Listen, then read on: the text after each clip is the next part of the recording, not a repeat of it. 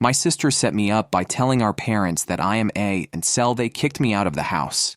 When I was having my wedding, my father messaged me and wrote, "My name is Emma. If you told me a year ago that my own family would turn their back on me, I would have laughed. But that's exactly what happened. And it all started with my half-sister, Leah. Leah has always had a knack for drama, but I never imagined she'd destroy my life with one of her lies. Leah was the type who needed to be the center of attention all the time. Growing up, I tried to be a good big sister, even though we were never really close. Our dad remarried when I was 10, and Leah was born a few years later. She was the golden child, the one who could do no wrong. My dad and stepmother, Margaret, adored her, and she knew how to use that to her advantage. Leah knew she could manipulate people, but I didn't realize how far she'd take it. It started subtly at first. Leah would make small comments to Dad and Margaret about me. Things like, "Emma's acting weird lately," or "Emma's been staying out late. I'm worried about her." At first, they didn't think much of it. I was 24, living on my own, trying to figure out my life after college. But Leah kept planting seeds of doubt, and I didn't even notice it until it was too late. One day, I got a call from Dad. His voice was tense, and I could feel something was off. "Emma, we need to talk," he said. "Can you come over?" I went to their house, not knowing that my whole world was about to crash down. When I walked into the living room, Margaret was sitting on the couch with her arms crossed, looking like she had already made up her mind about me. Leah was there too, looking way too innocent for someone who just turned my family against me. Dad didn't waste any time. "Leah told us something, and I need you to be honest with us. Are you on drugs?" I laughed because it was so absurd. "What? No, of course not. Where is this coming from?" Margaret's eyes narrowed. "Leah said she found some pills in your room when you stayed over last weekend." I froze. Leah hadn't been in my room, or so I thought. I never left anything suspicious there. That's not true. I don't know what she's talking about. But Leah, with her wide eyes and fake concern, piped in. "I didn't want to say anything, but I've been really worried about you, Emma. You've been acting so strange, and I thought maybe you needed help." I stared at her, my mouth open in disbelief. "You're lying. I've never done drugs in my life." But it didn't matter what I said. Leah had already planted the lie deep in their minds. Dad and Margaret exchanged looks, and I knew they believed her over me. It didn't matter that I had never given them any reason to doubt me before. "That's not all," Margaret added. "Leah also mentioned you've been involved with questionable people. Emma, are you selling yourself?" I felt like I'd been slapped. My own stepmother, someone who had raised me for years, was accusing me of being a prostitute, and all because of something Leah said. I couldn't believe it. "No, I can't believe you're even asking me that. Leah's lying." But again, my words didn't seem to matter. Leah had woven her web, and they were caught in it. "Emma," Dad said, his voice softer now, like he wanted to believe me but couldn't. "We just want to help you. If you're in trouble, we need to know." "I'm not in trouble," I yelled, tears welling up in my eyes. "Leah is lying to you." Leah, still playing the innocent victim, looked at me with wide eyes. "Emma, I'm just trying to help you. I don't want you to end up like some of my friends who got mixed up in bad things." I couldn't stand to look at her. "You're doing this on purpose," I spat. "You want them to hate me." Margaret stood up. "That's enough, Emma. Until you can be honest with us, we can't trust you. We love you, but we need to take a step back. Take a step back." That was their way of saying they didn't want me around anymore. I left the house that day feeling numb. My own family, the people who were supposed to have my back, had turned against me because of Leah's lies. I didn't know what to do. I tried calling my mom, but she lived across the country, and while she believed me, there wasn't much she could do from so far away. The worst part was that Leah kept escalating her lies. She started telling people in town that I was a drug addict, and soon, the rumors spread. I lost my job because my boss heard the gossip and didn't want someone unreliable working for him. Friends stopped calling, and I became more isolated than ever. Leah's lies took everything from me. My family, my job, my reputation. I was spiraling, and she was thriving on the attention. Every time I tried to confront her, she'd twist things around, making me look like the unstable one. The final straw came when Dad called me again, this time to tell me that they didn't want me coming around anymore. Emma, until you can get help, it's best if you stay away. We can't have you around Leah. She's been through enough. Been through enough? I was the one who had lost everything, and yet Leah was the victim in their eyes. I was done. I packed up my things and moved to a new city, hoping to start over. But the damage had been done. My relationship with my family was shattered, and I didn't know if it could ever be repaired. Months went by, and every time I thought about reaching out to them, I remembered the way they looked at me that day, like I was a stranger, not their daughter. I couldn't forgive them for that, and I definitely couldn't forgive Leah. But as time passed, I began to wonder if there was more to Leah's behavior. What kind of person lies like that, completely destroying someone's life? Was it just jealousy?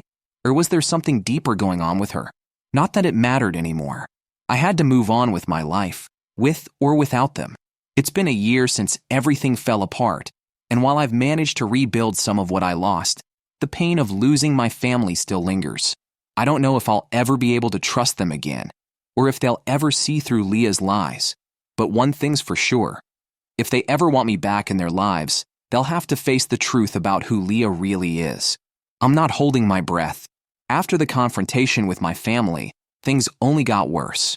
I tried to move on, but it wasn't that simple. The betrayal was a wound that festered, growing deeper with each passing day. Leah's lies had infected my life, and I couldn't escape the consequences. It wasn't just the loss of my job or friends, it was the loss of my identity. Everything I thought I knew about myself was questioned, and it all led back to my father kicking me out of the house, the ultimate betrayal. The day it happened is still crystal clear in my memory. I had gone back to my father's house, desperate to make him see reason. Maybe if I explained everything calmly, face to face, he'd understand. I wanted to believe that somewhere inside him, the dad who raised me was still there. The dad who used to cheer for me at soccer games, who taught me how to ride a bike, who always said, family comes first. I wanted that version of my father back. But when I walked through the door, I immediately felt the tension in the air. Margaret was sitting in the kitchen, arms crossed, staring at me like I was something rotten that needed to be taken out. Leah, of course, was nowhere to be seen, but I knew she was around, probably listening from the shadows, waiting for things to fall apart like she always wanted. My father stood by the kitchen counter, his face stern, like he'd already made up his mind before I even spoke a word. "Dad, we need to talk," I began, trying to keep my voice steady. "You have to hear my side of this." He didn't respond right away, and that silence was suffocating. I could feel my heartbeat in my throat, pounding louder with each second that passed. Finally, he sighed. "I don't know if there's anything left to say, Emma. We've given you time. We've tried to help. You haven't helped me," I shot back, my voice shaking now. "You've only listened to Leah. Everything she's told you is a lie, and I can prove it. Please, just listen to me." Margaret shook her head, and I could feel her judgment piercing through me. "Emma, we've heard enough.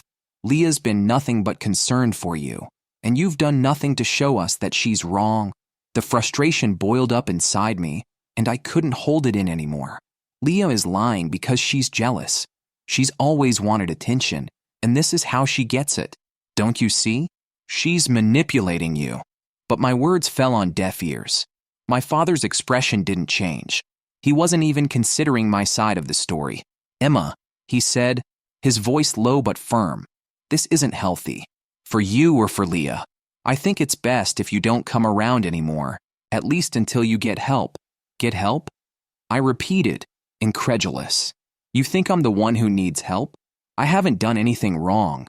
I'm not on drugs. I'm not selling myself. Leah made it all up, and you're throwing me out because of her lies." My father's gaze hardened. "We can't have this negativity in the house anymore. I'm sorry, but I need you to leave." Margaret nodded in agreement, her lips pressed into a thin line. "It's for the best." I stood there, stunned. This was it. They were choosing Leah's lies over me, their own daughter. I felt like I was being erased, like everything I'd ever done for them. Every moment of love, every shared memory, was being wiped away in an instant. I looked at my father one last time, hoping for some flicker of doubt, some sign The worst part was that Leah kept escalating her lies. She started telling people in town that I was a drug addict, and soon, the rumors spread. I lost my job because my boss heard the gossip and didn't want someone unreliable working for him. Friends stopped calling, and I became more isolated than ever. Leah's lies took everything from me. My family, my job, my reputation. I was spiraling, and she was thriving on the attention.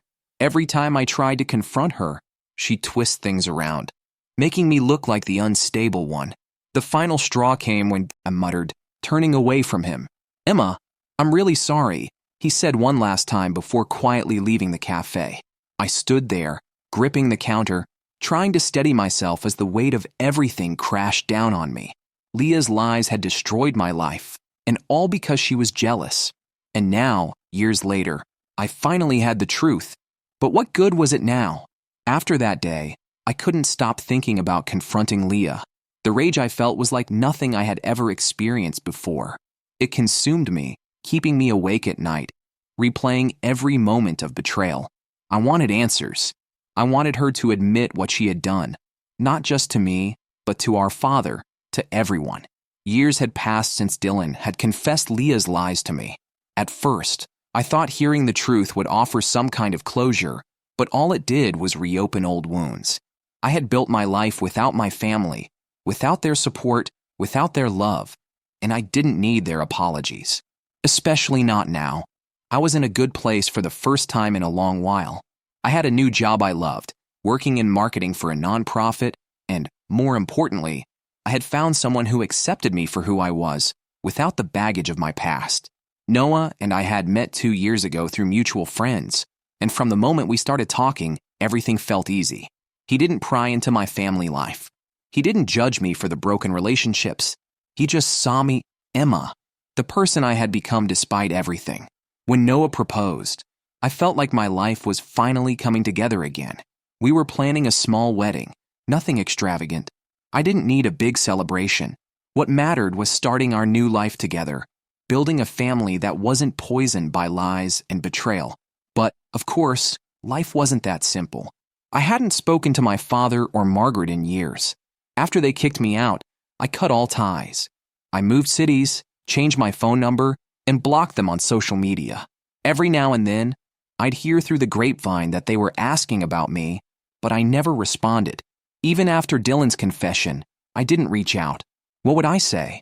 That they believed a lie over me, their own daughter, and that I had to suffer because of their blind trust in Leah? I couldn't forgive them for that.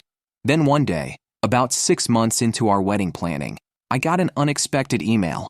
It was from my father. I stared at the screen for a long time before opening it. My heart pounded in my chest as I read his words. "Emma, I've thought about you every day since you left. I know we made a terrible mistake believing Leah over you, and I can't tell you how sorry I am for everything that's happened. Margaret and I miss you more than words can say, and we want to make things right. I heard through a friend that you're getting married. I'd love to be there, to walk you down the aisle like I always imagined. Please, Emma, give me a chance to show you how sorry I am." I put my phone down, my hands shaking. He wanted to apologize. After all these years, after everything they had put me through, he wanted to make things right. For days, I couldn't stop thinking about it. No one noticed I was distracted and asked me what was going on, but I couldn't even find the words to explain. I hadn't told him the full story of what happened with my family. He knew they weren't part of my life, but he didn't know the extent of the betrayal. I had buried it so deep that it almost felt like another lifetime.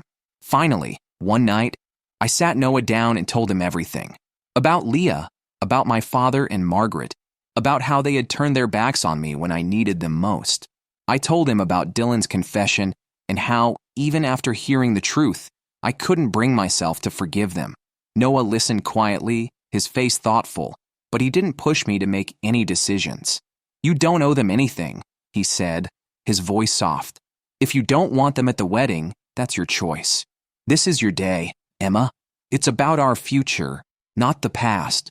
His words brought me comfort, but they didn't make the decision any easier. Part of me still longed for the family I lost, even though I knew they could never be the same. I wanted my father to walk me down the aisle, to be there for one of the most important days of my life. But could I really forgive them for what they had done? A week later, I finally replied to my father's email.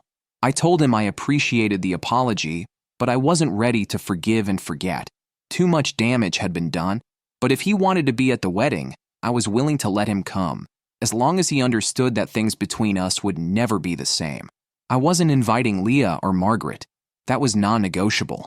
2 days after I sent that email, my phone rang. It was a number I didn't recognize, but something told me to pick it up. Emma? My father's voice was shaky, filled with emotion. I didn't say anything at first. I just listened, waiting for him to speak. I got your email, he said finally. I'm so happy you're willing to let me come to the wedding, but I have to ask. Are you really not going to invite Leah? My stomach twisted. I knew where this was going. No, Dad. Leah isn't invited. You know why. There was a long pause on the other end of the line. I could hear him breathing, trying to choose his next words carefully. Emma, she's your sister. I know what she did was terrible, but she's still family. She's grown up a lot since then. She's sorry for what she did, and she wants to make amends. I could feel the old anger rising in me. Dad, Leah destroyed my life. I lost everything because of her lies, and you and Margaret believed her without question. She doesn't get to just show up at my wedding and pretend everything is okay. I understand that, he said, his voice pleading. But this is a chance for us to all be together again, to start healing as a family. I can't come to your wedding if Leah isn't there. It wouldn't be right. I froze. An ultimatum. He was giving me an ultimatum on my wedding day. Invite the person who ruined my life, or he wouldn't come. Are you serious right now? I asked, my voice tight with disbelief. I'm serious, Emma. I love you, and I want to be there for you. But I can't turn my back on Leah. She's my daughter, too. I felt like I was going to be sick. You're really going to choose her over me again? I asked, my voice trembling with rage. After everything that's happened, you're still taking her side? It's not about sides, he said desperately. It's about family. We need to come together. No, I said, my voice cold and firm. What we needed was for you to stand by me when I needed you. You didn't. And now, when I'm finally happy, you're trying to ruin it again. Emma, please don't do this, he begged. We can fix this. No, Dad, we can't. I hung up the phone, my hands shaking. Tears filled my eyes, but I refused to let them fall. I wouldn't let him, or Leah, or anyone else take this day away from me. I had fought too hard to get here. The months leading up to the wedding were bittersweet. On one hand, I was marrying the love of my life. On the other, my father wasn't going to be there. I had made my decision, and I stood by it, but it still hurt. Deep down, I had hoped he would choose me, that he would finally see how much pain he had caused by siding with Leah all those years ago. But he didn't. He couldn't. I tried to focus on the good things, picking out flowers with my maid of honor, Rachel, finalizing the menu, choosing the perfect dress. Noah was supportive through all of it, never once pushing me to invite my father or Leah. He understood that this wedding was about us and our future, not the broken pieces of my past. Still, as the day approached, I couldn't help but feel the absence of my family weighing on me. I knew my mom couldn't make it. She lived across the country, and we weren't close anymore either. She had tried to stay neutral during the whole mess with Leah, and while I didn't resent her for it, it created a distance between us that we never quite bridged. The night before the wedding, Rachel threw a small bachelorette party for me. It was just a few close friends, a lot of wine, and some good laughs. For a few hours, I was able to forget about everything and just enjoy myself. But as the party wound down and my friends left, I found myself sitting alone in my apartment, staring at the invitation to my own wedding. I had sent one to my father, even though I knew he wouldn't come. Part of me wanted to rip it up, to erase him from my life entirely. But another part of me, maybe the part that still longed for the family I lost, couldn't do it. The wedding day arrived, and it was everything I had dreamed of. The sun was shining, the air was warm, and as I stood at the altar with Noah, surrounded by our friends and chosen family, I felt at peace. I had made the right choice. My father wasn't there.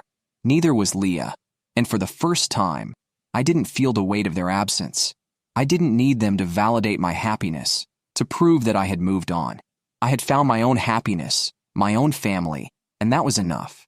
As Noah and I exchanged vows, I felt a sense of closure, not the kind that comes from forgiveness or reconciliation, but the kind that comes from choosing yourself, from realizing that some wounds can't be healed, and that's okay.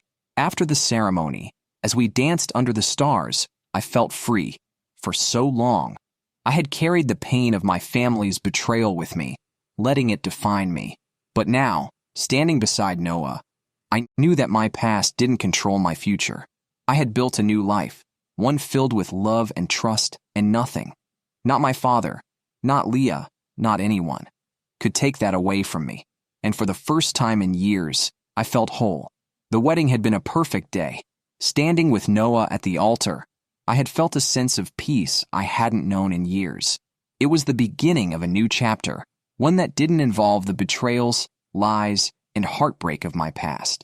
For the first time, I allowed myself to believe I could build a life free from the shadows of my family. But in the days following the wedding, as Noah and I returned from our brief honeymoon, reality set in. The weight of my decision to cut ties with my father, Margaret, and Leah hung over me. There had been no apology, no last-minute plea for forgiveness from them. I had made it clear by not inviting Leah and standing firm when my father issued his ultimatum that I was done. But the world doesn't simply stop when you make those decisions. People move on, and sometimes they spiral. About 2 months after the wedding, I got a call from a number I didn't recognize. I let it go to voicemail, but when I listened to the message, my blood ran cold. "Emma, it's Margaret. Please call me back. It's Leah. She's in the hospital. She tried to hurt herself. Please, Emma, we need you." I froze. Leah had tried to kill herself? For a moment, I felt sick to my stomach. Leah, the sister who had ruined my life, who had lied about me and torn my family apart, was in the hospital because she had tried to end it all. A wave of guilt swept over me, but I pushed it down. This wasn't my fault. Leah had made her own choices, and I wasn't responsible for them. Still, the fact that Margaret had reached out to me, begging me to come, weighed on me. I played the voicemail again, trying to gauge Margaret's tone. Was it desperation? Fear? Guilt? I didn't know. I hadn't spoken to her since I left, and now she was asking me to jump back into the mess I had fought so hard to leave behind. Noah was in the kitchen making dinner when I finally gathered the courage to tell him. I got a voicemail from Margaret. I said, keeping my voice as neutral as possible. "Leah's in the hospital. She tried to hurt herself." He looked up from the stove, his brow furrowed with concern. "What did she say? Is Leah okay?" "They didn't give much detail," I admitted. "Margaret just said she's in the hospital and asked me to come." She sounded desperate. Noah wiped his hands on a towel and walked over to me, placing a comforting hand on my shoulder. "What are you going to do?" I shrugged, unsure. "I don't know. I've spent years trying to get away from all of them, from the damage they caused. But now, it feels like I'm being dragged back into it. I don't know if I can go." Noah's voice was gentle but firm. "Emma, you don't owe them anything.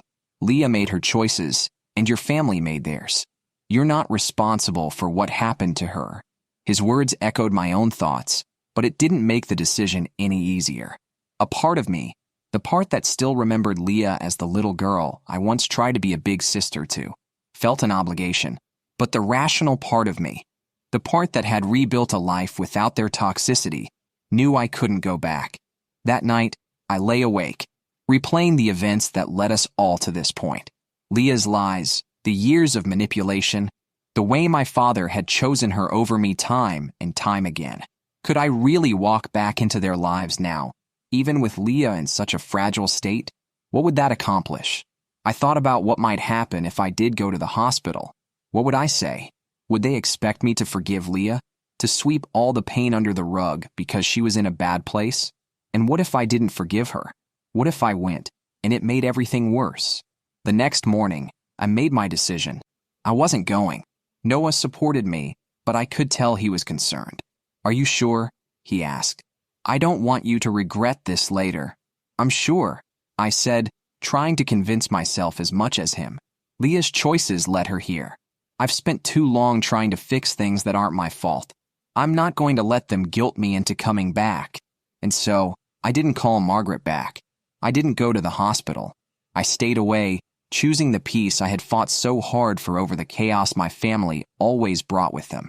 A few weeks later, I received another voicemail, this time from my father. It was the first time I had heard his voice since the ultimatum before the wedding. "Emma, it's Dad. I know you're probably angry, and I understand why. But Leah's in rehab now, and I think it would mean a lot to her if you visited. She's getting help. She's admitted to everything she did, and she's trying to make amends. I know it's a lot to ask, but maybe it's time to start healing as a family. Please think about it." I deleted the message without replying. Leah was in rehab. She was getting help and admitting to everything she did, according to my father. But I knew better than to get sucked back into that web. Leah had been manipulating people for years, and while she might have been making amends now, it didn't change what she had done to me. It didn't erase the years of damage or the fact that my family had abandoned me when I needed them most. In the weeks that followed, I received more messages. Margaret called several times, leaving long, emotional voicemails about how Leah was improving and how they all wanted to be a family again. My father sent texts asking me to visit Leah at the rehab facility to give her a chance, but each time, I ignored them. I had made my decision. One afternoon, about 6 months after Leah's suicide attempt, I ran into Dylan. It was completely unexpected. Noah and I were out for lunch, enjoying a sunny Saturday, when I spotted him across the street. He saw me at the same time, and before I could avoid him, he was walking over.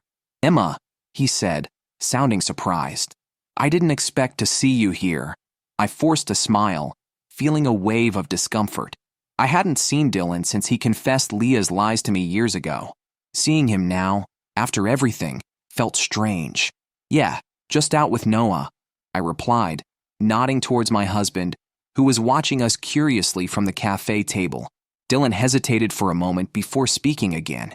"I don't want to intrude, but have you heard about Leah?" I stiffened. "I've heard enough. She's in rehab," he continued, ignoring the coldness in my voice. "She's really trying, Emma. I know she hurt you, but she's admitted to everything now. She's working through her issues. Maybe—" "Dylan, stop," I interrupted, my voice firm. "I'm happy she's getting help, but that doesn't change anything for me. I've moved on." Dylan looked at me, a mixture of sympathy and sadness in his eyes. "I get it. I really do. But people can change, Emma. Leah's trying to make amends." "Maybe. I don't need her amends," I snapped, my patience wearing thin. "I don't owe her anything. I spent years suffering because of her lies. I'm not going to let her back into my life now just because she feels guilty." Dylan sighed, clearly realizing he wasn't going to change my mind. "Okay, I just thought you should know." I nodded, wanting the conversation to end. "Thanks for telling me." He gave me a small, sad smile before walking away. Noah watched him go, then turned to me. "You okay?" I nodded, though I wasn't sure if I really was. Seeing Dylan had brought up old memories, old pain, but I wasn't going to let it drag me back into that dark place. "I'm fine," I said, trying to shake off the encounter. "I just want to focus on us, on our life." As time went on, the messages from my father and Margaret grew less frequent. Leah completed her stint in rehab and was apparently doing better, but I didn't care. I had made the choice to cut them off for good, and I wasn't going to look back. Sometimes, late at night, I'd find myself wondering what my life would have been like if Leah had never told those lies. If my father had never believed her, would we still be a family? Would things have turned out differently? But those thoughts were fleeting, and I always pushed them away. I had my own family now, with Noah. We were building a life together, one that wasn't stained by the toxic dynamics of my past. And that was enough for me. Eventually, the calls stopped altogether. My father and Margaret must have realized that I wasn't coming back, no matter how much they begged. Leah, too, seemed to understand that there was no fixing what she had broken. And so, I moved forward, leaving the past where it belonged, behind me.